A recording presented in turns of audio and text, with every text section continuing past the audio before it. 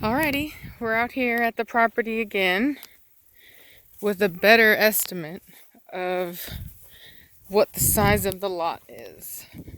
I'll be honest, I've never lived on acreage before, so I didn't know what an acre was. I did Google it, and it was supposed to be about roughly the size of a football field, but that is just an estimate, and you really never know what that is until you actually walk it, especially if you don't watch football a lot and you don't play football, or you're not familiar with football fields. So anyway, so this is it. It's still pretty substantial. There's some pretty trees that I like, and let's go. So there's a lot of work that we're gonna have to do. There's all this cactus that we're gonna have to remove, and all these boulders that we're gonna have to remove, and the cedars we'll probably take out. At least most of them, if not all of them. We'll plant other things, like other trees, but cedars are not really held in high regard here in Central Texas. And so this property was used for hunting, and actually as we were walking it, there was a deer that was hanging out in the shade underneath some trees that we startled, and he took off. So that was pretty cool. And yeah, there's my favorite tree right there, that big one there. Very nice. It's like right on the property line.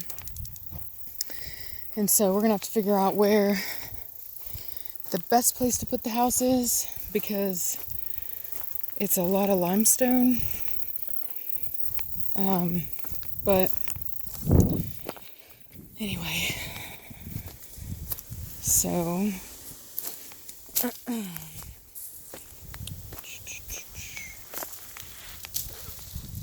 didn't bring the dogs today because it's like 102. It's hot, too hot for the dogs.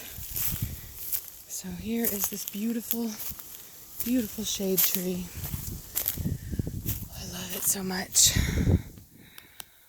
It's really nice. In Texas, you're not always guaranteed to have good trees, so it's kind of a blessing, especially on property like this, because this is not expensive property. We are young, first-time buyers, and typically people in our position would just go to a subdivision, but because we breed dogs, and most subdivisions have either HOAs or deed restrictions specifically banning the breeding of dogs. They don't care if you only breed one dog. They just don't want you breeding at all. So anyway, it's you end up having to make compromises on what you would ideally want. Like we need acreage for our dogs, and we need no restrictions. And so unfortunately, the only way that you're going to get acreage and no restrictions is typically out in the middle of nowhere, around a bunch of mobile homes, and you end up having to get, you don't get that house built site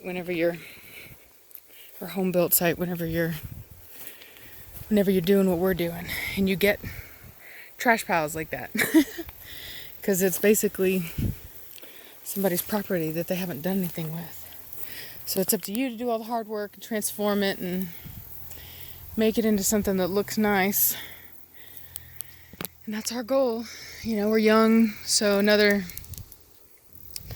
10, 20 years, we will, we'll want to sell this property, and we will have hoped that by that time the property values will have gone up, which, considering all things, they should.